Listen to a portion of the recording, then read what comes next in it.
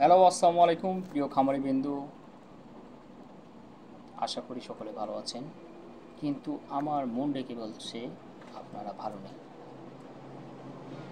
কারণ বর্তমান সময়ে খামারিরা, বিশেষ করে ব্রয়লার খামারিরা অত্যন্ত সংকটময় মুহূর্ত অতিবাহিত করছে বিভিন্ন কারণে। তার মধ্যে অন্যতম প্রধান কারণ হচ্ছে ব্রয়লার খামারে বা ব্রয়লার ফার্মিংয়ের সঙ্গে যারা জড়িত তারা অনেকগুলো একসাথে রোগ আক্রান্ত হচ্ছে ব্রয়লার ফার্মিংয়ে।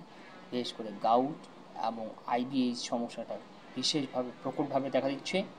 এবং সবচেয়ে দুঃখজনক যে ব্যাপারটি হচ্ছে তা হচ্ছে উপজেলা প্রাণী সম্পদ অফিস বা আপনার বিভিন্ন কোম্পানির যে টেকনিক্যাল সাজেস্টারগুলো আছে বা বিভিন্ন পোলট্রি ডাক্তারগুলো আছে, তারা সঠিকভাবে সাজেশন দিচ্ছেন না সাধারণ খামারিদেরকে, যার কারণে খামারিরা অত্যন্ত বিব্রতকর অবস্থায় দিনকাল অতিবাহিত করছে এবং ফার্মিংয়ে লস খাচ্ছে, অর্থাৎ আর্থিকভাবে ক্ষতির সম্মুখীন হচ্ছে।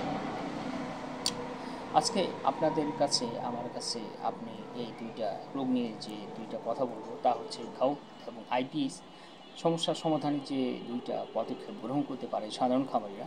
তা হচ্ছে, এক নম্বর হচ্ছে ওয়াটার সাপ্লাই, অর্থাৎ পানির যে সরবরাহ করে থাকেন ব্রয়লার খামারিরা, তা হচ্ছে আপনারা বর্তমানে প্রতি 24 ঘন্টায় ওই পানি সরবরাহটাকে 4 থেকে 5 বার, অর্থাৎ 5 থেকে 6 বার করার চেষ্টা করবেন। অর্থাৎ অল্প পানি দিবেন এবং 5 থেকে 6 বার পানি শেষ হওয়ার পর আবার দিবেন, ঘন ঘন পানি দিবেন। 1 থেকে 15 দিন পর্যন্ত এই কাজটা করতে পারেন, তাহলে আপনার গাউট এবং আইবিএসের সমস্যা অনেকখানি সমাধান হবে। এবং 2 নম্বর হচ্ছে অফ ফিডিং সিস্টেম, যেটা আপনার যা করতে হবে তা হচ্ছে, অর্থাৎ আপনার মুরগিকে 30 দিনে আপনার ফ্লকের মুরগি যা খাবার খাবে ওই খাবারটা আপনি 40 দিনে খাওয়ানোর চেষ্টা করবেন। অর্থাৎ মুরগিটাকে আপনি ওই একই খাবার একটু লং টাইম ধরে খাওয়ানোর চেষ্টা করবেন, তাহলে আপনার গাউট এবং আইবিএসের সমস্যা অনেকখানি সমাধান হবে।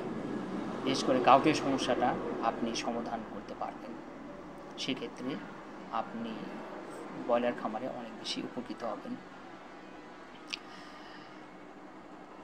এছাড়া আপনাদের কাছে যদি বেস্ট কোনো আইডিয়া থাকে, আপনারা আমাদের কাছে শেয়ার করতে পারেন। ফেসবুক, ইউটিউব বা বিভিন্নভাবে খামারিদেরকে এই তথ্যগুলো জানাতে পারেন, যেন আমাদের দেশের সাধারণ মাঠ পর্যায়ে সাধারণ খামারি যারা ব্রয়লার ফার্মের সঙ্গে জড়িত তারা যেন উপকৃত হয়। আজ এ পর্যন্তই। আমি রেগুলার এই বিষয়গুলো নিয়ে কয়েকটা ধারাবাহিক করব, আপনারা আমার সঙ্গ দেওয়ার চেষ্টা করবেন। ধন্যবাদ। আসসালামু আলাইকুম।